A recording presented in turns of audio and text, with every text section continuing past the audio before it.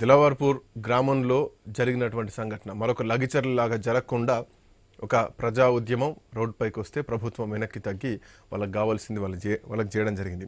అయితే రద్దు చేసిన మాట ఓకే, కానీ రద్దు చేసినంత వరకైనా అక్కడి నుంచి తరలిస్తారా అన్నటువంటి ప్రశ్న కూడా కనిపిస్తుంది. తరలిస్తే మళ్ళీ ఇంకొక ఉద్యమం లేసే ఛాన్సెస్ కూడా ఉంటాయి. ఎక్కడికి తరలిస్తారు ఏంటి, ఇట్లాంటివన్నీ కూడా క్వశ్చన్స్ వస్తూ ఉంటాయి. రైట్, నర విజయ్ గారు, good evening. Good evening. So ఈ అంశాన్ని ఎట్లా చూస్తారు మీరు, దిలావర్పూర్ ఈ అంశాన్ని? ఈ అంశం ప్రభుత్వం తీసుకున్నటువంటి నిర్ణయము ప్రభుత్వం ప్రజా ఉద్యమానికి తలొగ్గింది. ఎగ్జాక్ట్లీ. తెలంగాణలో జరుగుతున్న ఈ 10 నెలల దాంట్లో ప్రజా ఉద్యమం ఇది. తిరుగుబాటుకు తోక ముడ్చక తప్పదు. ఏ ప్రభుత్వం అయినా ఏదైనా ఆడ మహిళలు వెనకట చాకలి ఐలమ్మ చేసినటువంటి పోరాటం మహిళలు ఇట్లా పట్టుకొని రావడం అనేది చాలా కీలకమైనటువంటి అంశం. అందుకే ఈ ప్రభుత్వం తీసుకుంది.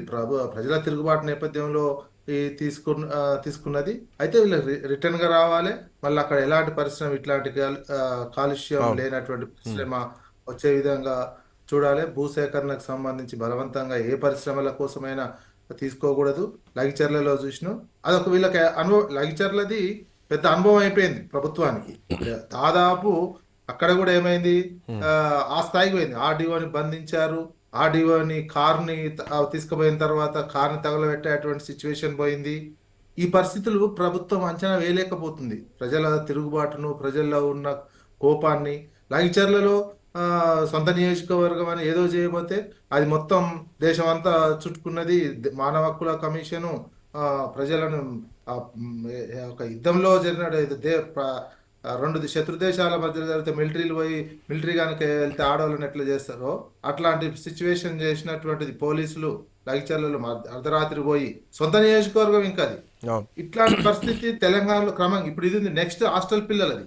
నెక్స్ట్ హాస్టల్ పిల్లలే ఉంటది. ఇప్పుడు మొత్తం విషారము, ఎక్కడికక్కడ హాస్టల్ పిల్లలు, చిన్న చిన్న పిల్లలే తిరుగుబాటు వచ్చేటువంటి సిచ్యువేషన్ ఈ రోజు స్పందించి. బట్ ఇందులో నర విజయ్ గారు, ఇందులో ప్రతిపక్షాలు చేస్తున్నటువంటి కుట్ర ఇది. ప్రభుత్వం పైన నిందలేయడానికి, ప్రభుత్వం పైన దాడులు చేయించడానికి ఒక టీం ఒకటి బయలుదేరింది. ఎప్పటికప్పుడు ప్రభుత్వాన్ని ఇట్లా అభాసుపాలు చేయడానికి అన్నది అధికార పక్షం నుంచి వినిపిస్తున్నటువంటి మాట. అంత అవసరం ఉందంటారా ప్రతిపక్షానికి? వీళ్ళ ఇంటెలిజెన్స్ ఏం చేస్తుంది? కుట్ర ఉందంటే తిరుగుబాటు చేసిన వాళ్ళ కుట్ర అంటే దాన్ని చేసేదే. రాజ్యం ఎప్పుడైనా అట్లే చేస్తుందండి.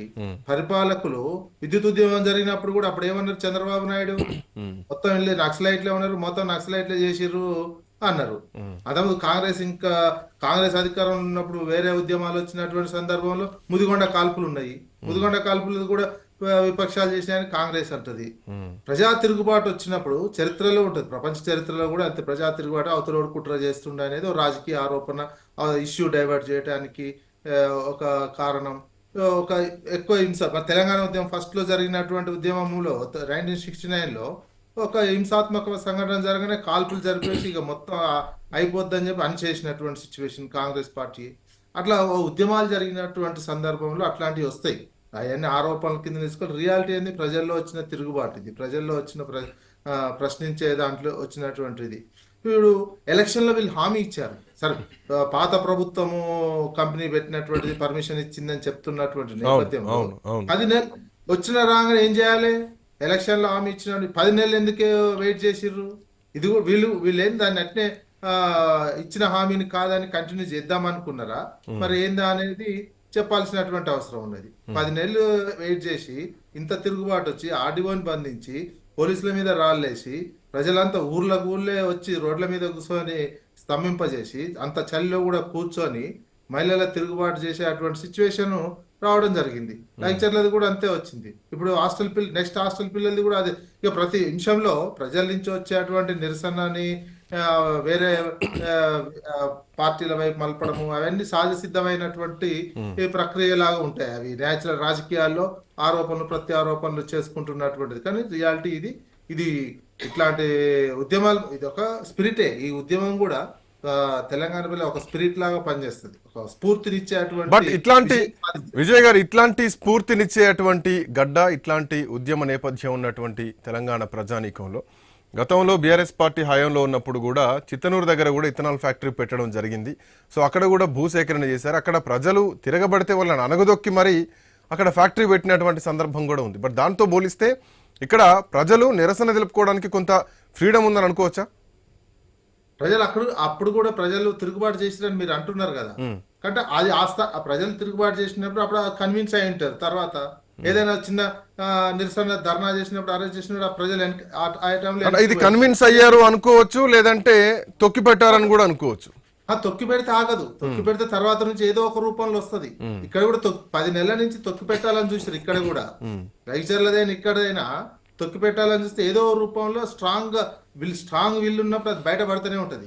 విద్యుత్ మనం చూస్తున్నాం, తెలంగాణ ఉద్యమం కూడా తొక్కి పెట్టాలని చూస్తే అది ఆగలేదు. అదే రకంగా విద్యుత్ ఉద్యమాన్ని కూడా తొక్కి పెట్టాలని చూస్తే ఆగలేదు. అది బలమైనటువంటి ఆకాంక్ష ప్రజల్లో, ఉద్యమ స్పిరిట్ ఎక్కువ ఉన్నట్లయితే, స్ఫూర్తి ఉన్నట్లయితే ఇట్లాంటివన్నీ ఆగవు ఎక్కడైనా. ఆ టైంకు ప్రజలు కన్విన్స్ అన్న కావాలి, చిన్న చిన్న వెనకన్న దగ్గర ఉండాలి. ఎక్కువ బలంగా ఉన్నట్టయితే ఏది సాధ్యం కాదు. ప్రజాబలం ఎక్కువగా ఉంటే ఏదైనా ముందుకు పడదు. ప్రజలు వద్దనుకుంటే ఆగిపోతుంది.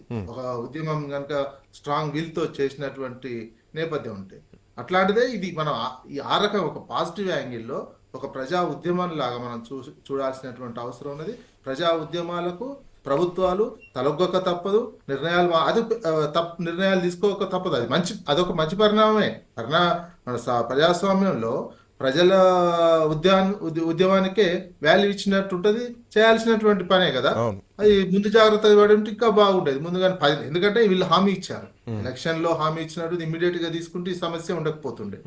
అది ఇక్కడ మనం అబ్జర్వ్ చేసుకోవాల్సి. వెల్కమ్ బ్యాక్ టు విజయ్ గారు. ఆచార్య గారు, గత ప్రభుత్వం కంపెనీకి పర్మిషన్ ఇచ్చింది, ఈ ప్రభుత్వం ప్రజలు తిరగబడ్డారు, ఈ ప్రభుత్వం దాన్ని రద్దు చేసుకుంది. అఫ్ కోర్స్ ఇంకా పేపర్ మీదకి రావాల్సినటువంటి అవసరం, బట్ ప్రభుత్వం